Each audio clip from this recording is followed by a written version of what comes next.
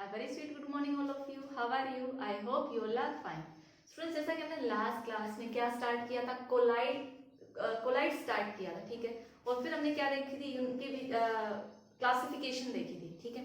Classification का हम दो पॉइंट्स डिस्कस कर चुके थे। एक तो classification of colloid on the basis of their size, ठीक है, और एक कि डिस्पर्स्ड फेज और डिस्पर्स्ड मीडियम में कैसा इंटरैक्शन है। कैसा इंटरैक्शन, उसके बेसिस पे दो टाइप्स के पढ़े थे, लायोफिलिक एंड लायोफोबिक, ठीक है। मैंने याद करने का तरीका भी बहुत अच्छे से समझाया था।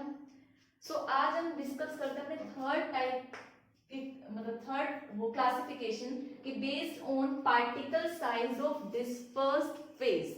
देयर डिस्पर्स्ड मीडियम को आप साइड में कर दो, किससे लेना देना है। अब हम किसके बेसिस पे देखेंगे, डिस्पर्स्ड फेज। डिस्पर्स्ड फेज जो किसकी तरह काम कर रहा है, जिसको आप सोल्यूट की तरह मानते हो, बट कोलाइड्स में सोल्यूट को हम क्या बोलते हैं, डिस्पर्स्ड फेज बोलते हैं। तो डिस्पर्स्ड फेज के बेसिस पे हम कोलाइड्स को तीन कैटेगरी में डिवाइड करते हैं।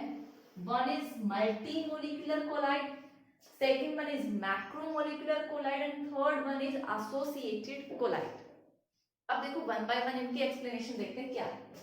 देखो पहला लेते हैं मल्टी मोलिकुलर कोलाइड, ठीक है।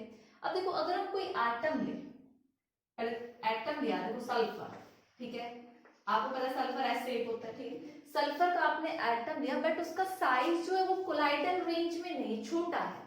और कोलाइड्स क्या होते हैं जो किसके बीच में आएंगे, कोलाइड्स क्या होते हैं जिनका साइज 1 से 1000 नैनोमीटर का हो।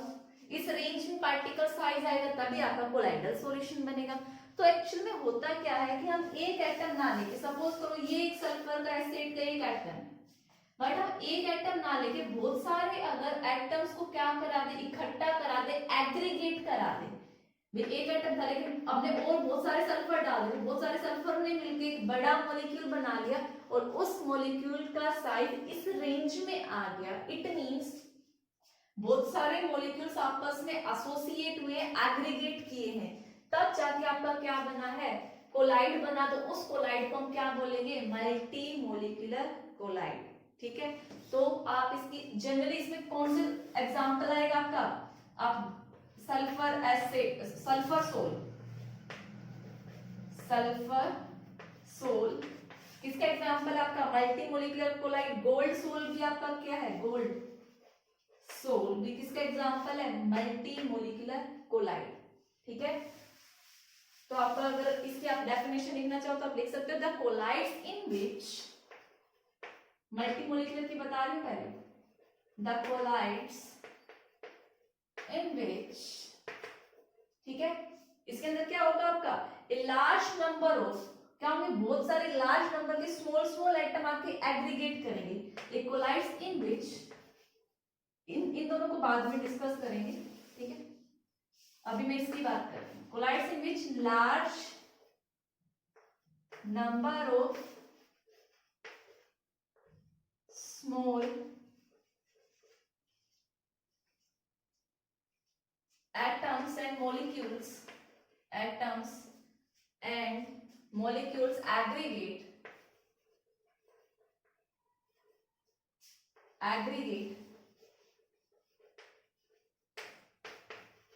to form a colloidal solution, ठीक है। to form a colloid size particle, इकट्ठा होकर क्या बनाने, कोलाइड। जो कोलाइड का जो पार्टिकल का जो साइज है उसकी रेंज में आ जाएगा, आपका क्या बन जाएगा, आपका कोलाइडल सॉल्यूशन। और उस कोलाइडल सॉल्यूशन का नेम क्या देंगे, मल्टी मोलिकुलर कोलाइड। एग्जांपल में लिख सकते हो आप, gold sol and sulphur sol are the example of multi molecular colloid, ठीक है। सो आप पहले इसको कॉपी करो, फिर हम मूव करते हैं macromolecular colloid. So students, macromolecular colloid की डेफिनेशन देखो, मैक्रो वर्ड ही बता रहा है आपको क्या होगा, एक बिग साइज का मॉलिक्यूल होगा। जब भी आप उसको एक पर्टिकुलर सॉल्वेंट, आप क्या तो पर्टिकुलर सॉल्वेंट बोलो या डिस्पर्स्ड मीडियम बोलो, उसको आप डिसोल्व करोगे तो किस रेंज में आ जाए, इस रेंज में आ जाए, तो आप उसको क्या बोलोगे, मैक्रोमोलिकुलर कोलाइड, ठीक है। तो आप बोलोगे big size molecule,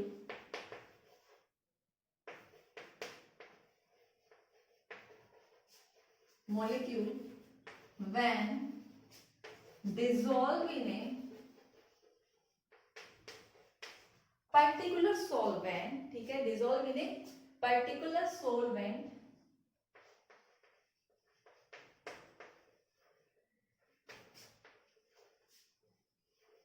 to form a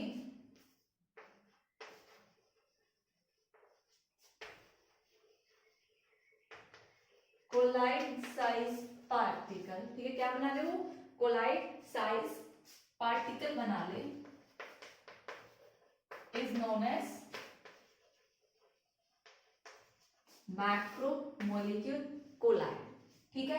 अब देखो इसका एग्जांपल क्या है, जितने भी हमने पॉलीमर्स में देखे थे चीजें वो ज्यादातर क्या है, किसके एग्जांपल है, मैक्रोमोलेक्यूल का। एक पहले मैं छोटा सा एग्जांपल डिस्कस करती हूँ, प्रोटीन। इसी में देखो प्रोटीन क्या होता है, बेसिकली ट्रू सॉल्यूशन है। एग्जांपल अगर आप देखो तो प्रोटीन क्या है, ट्रू सॉल्यूशन है, बट आप प्रोटीन को किस में डिसॉल्व कर देते हो, वाटर में डिसॉल्व कर देते हो, एक पर्टिकुलर सॉल्वेंट में डिसॉल्व कर दिया, तो ये जो प्रोटीन है ये थोड़ा सा स्वेल हो जाएगा, फूल जाएगा, और ये फूल कर किस रेंज में आ जाता है, इस रेंज में आ जाता है, ठीक है। सो आप एग्जांपल्स में क्या क्या देख सकते हो भाई, प्रोटीन, स्टार्च, जो हमने पॉलीमर्स में पढ़ा था, सेल्यूलोज, स्टार्च, सेल्यूलोज, ये सब तो आपके क्या हो जाएंगे, नेचुरल कोलाइड, नेचुरल के एग्जांपल हो गए, ठीक है। और सिंथेटिक में आप क्या ले सकते हो, देखो हमने नायलॉन 6 पढ़ा, ठीक है, और क्या पढ़ा था हमने, एग्जांपल देखे थे, नेचुरल, आपने रबर भी देखा था, रबर भी ऊपर लिख सकते, पॉलीस्टाइरीन, ये सब किसके हैं आपके, सिंथेटिक, तो ये आपका किसमें आएगा, मैक्रोमोलेक्यूल कोलाइड। और स्टूडेंट्स इनके एग्जांपल आपको भूलने नहीं है, सभी के याद रखने हैं। Students next one is associated colloid. अब देखो एसोसिएटेड कोलाइड्स का अगर आप एग्जांपल लो, देखो बेसिकली आपने देखो एक भाई सॉल्वेंट या वाटर ले लो, ठीक है, वाटर में आपने लो कंसंट्रेशन में क्या डाला भाई, लो कंसंट्रेशन में इलेक्ट्रोलाइट डाला, सपोज करो लो कंसंट्रेशन है और आपने क्या डाला, स्ट्रॉन्ग इलेक्ट्रोलाइट डाला,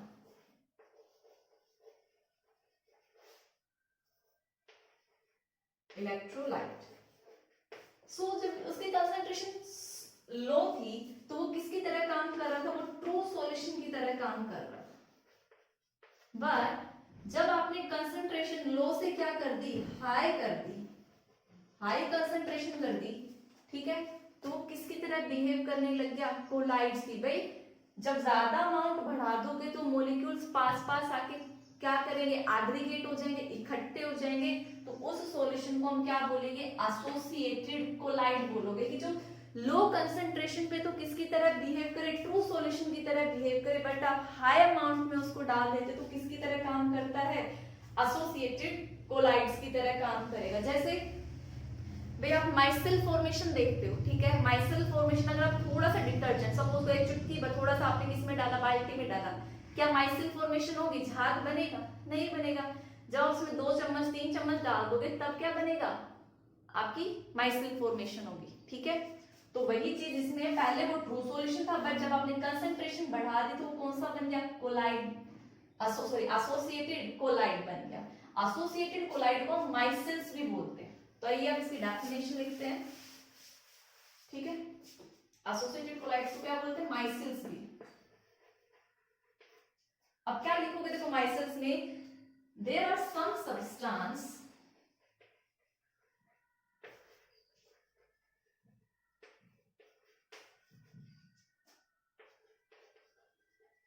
when present in low concentration, when present in, yeah, present in low concentration, low concentration में किसकी तरह काम करेगा, मैंने क्या बताया था, इलेक्ट्रोलाइट की तरह काम कर रहा है, ठीक है। when present in low concentration behaves as strong electrolyte, ठीक है, सपोज करो भाई आपने स्मॉल में डाला, ठीक है, ये दो चार दिख रहे हैं, बट जब लार्ज हो जाएंगे तो लार्ज मॉलिक्यूल आके देखो इसके पास पास इकट्ठे हो जाएंगे तो एक कोलाइडल रेंज में आ गए, ऐसे इसके चारों तरफ इकट्ठे हो जाएंगे, ऐसे इसमें हो जाएंगे, ऐसे इसमें हो जाएंगे, तो क्या बना लेगा, associated collide.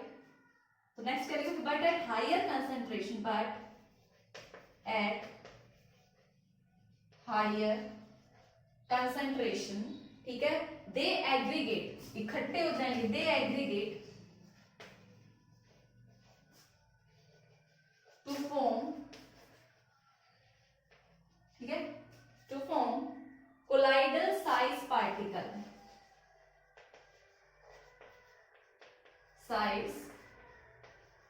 Particle, known as associated colloids या फिर माइसेल्स। तो आप इसको पहले नोट डाउन करो स्टूडेंट्स। अब देखिए हम थोड़ा माइसेल को आगे डिस्कस करते हैं, ठीक है, इसी की फर्दर डिटेल्स। माइसेल्स में हमने क्या देखा था कि अगर कोई सब्सटेंस आप स्मॉल अमाउंट में लेते तो वो स्ट्रॉन्ग इलेक्ट्रोलाइट की तरह बिहेव करता है, बट उसी सब्सटेंस को अगर आप क्या कर लें, ज्यादा अमाउंट में ले लें, तो वो छोटे छोटे जो इलेक्ट्रोलाइट है क्या करेंगे, एग्रीगेट होके कोलाइडल रेंज में आ जाते हैं और क्या फॉर्म कर लेते हैं, एसोसिएटेड कोलाइड्स या फिर माइसेल। अब देखो जैसा कि डेफिनेशन में बता चुके हैं, तो देखो क्राफ्ट टेम्परेचर क्या होगा और सीएमसी क्रिटिकल माइसेल कंसंट्रेशन, दोनों ही एग्जाम पॉइंट ऑफ व्यू से बहुत ज्यादा इंपॉर्टेंट है, इस ईयर भी पूछी गई थी एग्जाम में, ठीक है। तो देखो क्राफ्ट टेम्परेचर क्या बोला, देखो पहले क्रिटिकल माइसेल कंसंट्रेशन देखो भाई, ये एक पर्टिकुलर लेवल है, अगर आपने जो सब्सटेंस ऐड कर रहे उसकी अमाउंट इससे कम डाली तो माइसेल फॉर्मेशन नहीं होगी, इतनी डाली नहीं, इस कंसंट्रेशन से जब आप ऊपर डालोगे तो आपका क्या होगा, माइसेल फॉर्मेशन होगी। तो आप क्या बोलोगे, the minimum concentration above which, eight विच नहीं, अबव विच, ठीक है। तो डेफिनेशन में क्या लिखोगे, the minimum concentration above which, student यही गलती करते हैं, वो एट विच कर देते हैं, above which Micelle formation takes place. Micelle formation takes place. That concentration is known as critical micelle concentration. ठीक है, और जो माइसेल कंसंट्रेशन है ये भी पर्टिकुलर टेम्परेचर पे होती है, तो उस देखो अब टेम्परेचर अगर उससे बिलो होगा तब भी नहीं होगा, ठीक है, उस टेम्परेचर से क्या होना चाहिए, अबव। तो इसकी डेफिनेशन में क्या बोलोगे, the temperature above which, the temperature above which micelle formation takes place.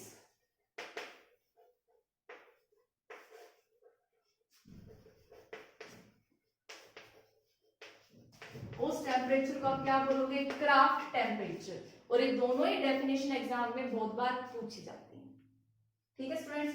तो अब देखो अब हम डिस्कस करते हैं माइसेल की, पहले माइसेल्स होते क्या हैं, कैसे बनते हैं। अब ये आप अपनी बचपन की क्लास में पढ़कर आ चुके हो 10th क्लास में कि माइसेल फॉर्मेशन कैसे होती है। तो उसके लिए आपको सबसे पहले पता होना चाहिए सोप्स एंड डिटर्जेंट क्या है, ठीक है। सोप क्या है, सोडियम एंड पोटेशियम सोल्ट हो, सोडियम एंड पोटेशियम सोल्ट हो, long chain of fatty acid, long chain of fatty acid. अब आपकी इसकी डेफिनेशन भी पता होनी चाहिए, इसके एग्जाम्पल भी, ठीक है।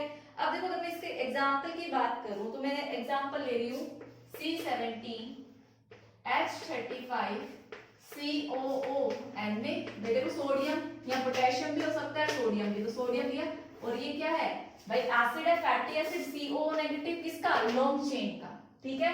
तो आप क्या इसका नेम बता सकते हो, इसका नाम है सोडियम, किसका है इस नेम, आप क्या लिखोगे, इसका सोडियम का सोल्ट है तो क्या आएगा भाई, बेसिकली सोडियम आएगा, तो ये क्या होगा, सोडियम लोराइल सल्फेट इसको बोलते हैं, सोडियम लोराइल सल्फेट, ठीक है। ऐसे आपके डिटर्जेंट, डिटर्जेंट भी क्या है, आपके सोडियम एंड पोटेशियम सोल्ट्स हैं, ठीक है, बट वो किसके आएंगे, आपके सल्फेट के आएंगे, ठीक है। तो डिटर्जेंट का एग्जांपल अगर आप लिखना चाहो तो क्या लिखोगे, CH3 CH2 11 SO4 Na positive, ठीक है।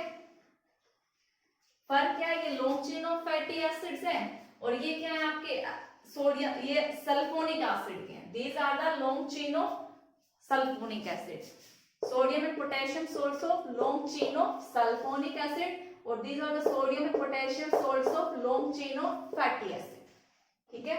तो ये थे एग्जांपल्स। अब देखो माइसेल फॉर्मेशन कैसे होती है।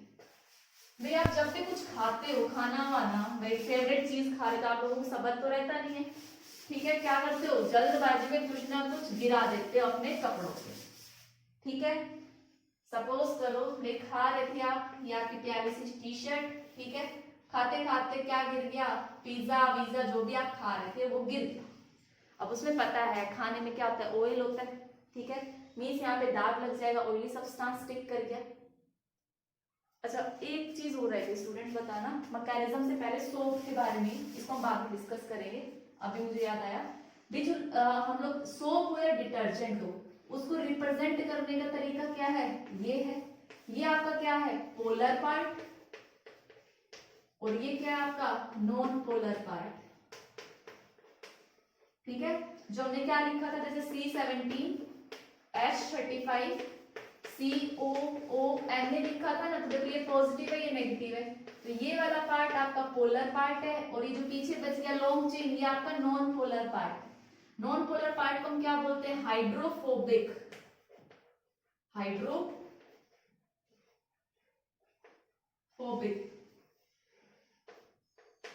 और ये क्या होता है आपका hydrophilic part, hydrophilic, hydro means water, philic मतलब loving, means water loving part, water loving. और ये क्या होगा, हाइड्रो मतलब वाटर, फोबिक मतलब डर, फियर, हेट करना, तो आप इसको वाटर हेटिंग पार्ट भी बोलते हैं, वाटर हेटिंग, ठीक है। ये चीज आपको पता होनी चाहिए, ठीक है। अब देखो हम वापस में टी शर्ट पे थे, भाई आपने कुछ खाया और आपके टी शर्ट पे गिर गया। अब जो भी गिरा भाई ऐसा तो नहीं है, ठीक है। अब ये जो आपका स्पॉट लगा, दाग लगा, ये किसका है, आपका ऑयली सब्सटेंस का है। अब ऐसा करिए कि आप पानी में डालोगे, वाटर क्या है आपका पोलर है, और जबकि ये क्या होते हैं नॉन पोलर। क्या डिसॉल्व होगा कि दाग आपने पानी में टी शर्ट डाली और दाग निकल जाए, नहीं होगा। क्यों, क्योंकि वाटर में सोल्यूबल ही नहीं है ऑयल। तो आप क्या करते हो, पानी में पहले डिटर्जेंट डालते हो, ठीक है। डिटर्जेंट डालोगे तो क्या होगा, माइसिल फॉर्मेशन होगी, ठीक है। माइसिल फॉर्मेशन कैसे होगी, देखो भैया आपने साबुन डाली, ठीक है, उसका एक हाइड्रोफिलिक पार्ट है, एक हाइड्रोफोबिक पार्ट है। ये कैसा आपका भाई वाटर हीटिंग वाला पार्ट है। ये कैसा होगा, नॉन पोलर बोल सकते हो आप इसको, नॉन पोलर या फिर वाटर हीटिंग। ऑयल अपने ऊपर वाटर रखता ही नहीं है, ठीक है। तो अब क्या होगा भैया, आपने अपनी टी शर्ट किसमें डाल दी, पानी में डाल दी। सपोज करो ये आपका स्पॉट यहाँ पे है, ठीक है, आपने साबुन डाली, पानी में साबुन डाला, तो शेक किया, ठीक है। तो साबुन का पार्ट क्या होता है आपका, ये पार्ट है, इसमें ये क्या है पोलर पार्ट, ये नॉन पोलर पार्ट। अब देखो जो ये ऑयल है, डस्ट डर्ट या डस्ट जो भी है, ये क्या है वाटर हीटिंग है, लेकिन ये किसके पास जाना चाहिए, जो वाटर हीट करे। ये आपका सोप है, तो देखो ये जो टेल पार्ट है, ये भी क्या होता है वाटर हीटिंग होता है। It means like dissolve like का कंसेप्ट है। तो आपकी सोप आएगी और जो वाटर हीटिंग पार्ट है वो किसके साथ अटैच हो जाएगा, आपका ऑयल के साथ। और ये आपका बाहर की तरफ, ये वाटर लविंग था आपका, और ये वाला वाटर हीटिंग, ठीक है। और इसके चारों तरफ आके सोप इकट्ठा हो जाएगी, ठीक है। और एक सुंदर सा डायग्राम बना लेती है, जिसको हम क्या बोलते हैं, माइसेल बोलते हैं। ये आपका क्या है माइसेल, ये लोग मिसिल भी बोलते हैं, माइसिल बोलते हैं, जैसा आपको प्रोनाउंस करना है वैसे करिए, ठीक है। अब देखो भाई ये आपका वाटर लविंग है, तो चारों तरफ इसके क्या होगा, वाटर होगा, ठीक है, और ये बीच में क्या आपकी डाइट है, समझ गए। अब देखो भाई निकलेगा कैसे, भाई ये डर्ट लगी हुई थी, ये इसके चारों तरफ सोप का ये वाला पार्ट, बट सोप ये वाला किससे अट्रैक्ट हो रहा है, वाटर से, और ये वाला पार्ट किससे अट्रैक्ट हो रहा है, इसके जो लॉन्ग चेन है इससे। अब बेसिकली क्या होगा, अब कुछ ना कुछ मेहनत करोगे, इसीलिए आप क्या करते हो, तो इसको स्क्रब करते हो, रब करते हो या बीटिंग करते हो, जिससे क्या होता है, ताकि वो कपड़े से दाग निकल जाए। तो माइसिल फॉर्मेशन के बाद आप क्या करोगे, रब करोगे, ताकि आपका स्पोर्ट निकल जाए। तो ये था क्लींजिंग मैकेनिज्म, मैंने आपको समझा दिया है, लिखोगे आप खुद से, ठीक है, कि आपने कैसे कैसे किया, माइसिल फॉर्मेशन कैसे हुई, कैसे की, एक बार फिर से देख लो। आपने क्या किया, एक पर्टिकुलर कंसंट्रेशन में आपने क्या लिया, सोप या डिटर्जेंट लिया, उसको बाल्टी में डाला, ठीक है, डिसॉल्व किया, फिर आपने डर्ट या डर्टी क्लॉथ उसमें डिप किया। अब आपको पता है जो ऑयल वगैरह वो आपका नॉन पोलर पार्ट है, सोप में डिटर्जेंट में भी दो पार्ट होते हैं, पोलर एंड नॉन पोलर। तो ऑयल किसको अट्रैक्ट करेगा, नॉन पोलर पार्ट को, और वाटर किसको अट्रैक्ट करेगा, पोलर पार्ट को। तो डर्ट के चारों तरफ क्या हो जाती है, aggregation of soap take place, और इसी एग्रीगेशन ऑफ सोप को क्या कहते हैं, माइसिल बोलते हैं। और आफ्टर माइसिल फॉर्मेशन स्क्रबिंग या बीटिंग से आपका स्पोर्ट कपड़े से निकल जाएगा, दाग निकल जाएगा, और आपका फैब्रिक एकदम क्लीन हो जाएगा, ठीक है। तो ये था mechanism of cleansing, mechanism of soap या डिटर्जेंट। आप इसको कॉपी करो।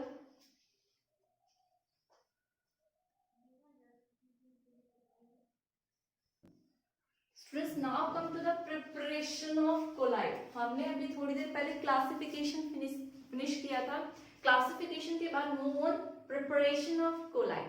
अब देखो प्रिपरेशन में बहुत तरीके हैं, बट जो मैं पहला तरीका बता रही हूँ वो है केमिकल मेथड, बाकी भी डिस्कस करेंगे, बट पहले कर रहे हैं केमिकल मेथड। अब केमिकल मेथड में बेसिकली 4 मेथड्स हैं आपका, double decomposition, oxidation method, reduction method and hydrolysis method, ठीक है। अब चारों काफी इंपॉर्टेंट है, एग्जाम में डायरेक्ट पूछ लिया जाता है काफी बार कि discuss the preparation of chemical methods of preparation of colloids. तो आपको चारों स्टेप 1 बाय 1 डिस्कस करने हैं, ठीक है। बेसिकली जो डबल डिकम्पोजिशन है वो किसके लिए है, आपका सिल्वर सल्फाइड सोल के लिए, ठीक है। यहाँ पे silver sulphide, sorry arsenic sulphide, AS है बेटा यहाँ पे, ठीक है। ऑक्सीडेशन वाला हम यूज करते हैं सल्फाइड सोल के लिए, रिडक्शन वाला गोल्ड सोल बनाने के लिए, और हाइड्रोलिसिस FeOH होल्थराइड सोल बनाने के लिए। तो आपको क्या पता होना चाहिए, कि रिएक्शन पता होनी चाहिए। तो इसके लिए हम क्या लेंगे, आर्सेनिक ऑक्साइड लेंगे, AS2O3 लेंगे, उसको हम ट्रीट कराएंगे किसके साथ, H2S के साथ, ठीक है। तो ये आपको क्या दे देगा, AS2S3, और साथ में क्या रिलीज होगी आपकी H2 गैस, ठीक है। तो बेसिकली यहाँ पे डबल डिकम्पोजिशन हुआ है। वहीं पे मैं अगर ऑक्सीडेशन की बात करूंगी तो देखो आप क्या लोगे ऑक्सीडेशन के लिए, आपने सल्फर डाइऑक्साइड लिया, किसमें से पास करा दो भाई, H2S, हाइड्रोजन सल्फाइड। तो देखो हाइड्रोजन सल्फाइड है, ये यहाँ से क्या बनाएगा, आपका सल्फर बनाएगा, और साथ में क्या रिलीज करेगा यहाँ से H2, ठीक है। अब देखो सल्फर का यहाँ क्या हुआ है, ऑक्सीडेशन हुआ है, ठीक है। सो ये किस रेंज में गया आपका, कौन सी रिएक्शन में गया, ऑक्सीडेशन रिएक्शन में गया। सिमिलरली आपके रिडक्शन रिएक्शन में क्या होगी, आपने AuCl3 लिया, ठीक है, और आपने क्या लिया HCHO, ठीक है। अब बेसिकली ये +3 ऑक्सीडेशन स्टेट में है, तो ये +3 से कहां जाएगा, +1 में जाएगा, ठीक है। वाटर भी आएगा, वाटर की प्रेजेंस में होगा, बट इसका क्या हुआ है, रिडक्शन हुआ है, +3 से वो कहां गया है, +0 में गया है, ठीक है। अब इसका रिडक्शन हुआ तो ऑक्सीडेशन भी तो किसी का हुआ होगा, तो ऑक्सीडेशन इस चीज का होगा, ये क्या बना लेगा HCOOH, ठीक है। तो ये मैं लिखना भूल गई थी, तो आप इसको ऐड ऑन कर लेना, और यहां से क्या निकल जाएगा, HCl भी निकलेगा, ठीक है। हाइड्रोलिसिस में सिर्फ वाटर आएगा, जो FeOH साइज बनाने में काम आता था, आपने FeCl3 लिया, वाटर लिया, और क्या बना दिया FeOH होल थ्राइस, ठीक है। तो ये 4 मेथड ऑफ प्रिपरेशन थे फॉर मेकिंग कोलाइड्स, ठीक है, केमिकल मेथड थे। अभी बहुत सारे मेथड है जो हमें डिस्कस करने हैं, बट आज हम केमिकल मेथड ही डिस्कस करेंगे, ठीक है। तो आपको ये सारे रिएक्शंस बहुत अच्छे से याद करनी है। तो that's all for today's lecture, thank you and have a nice day.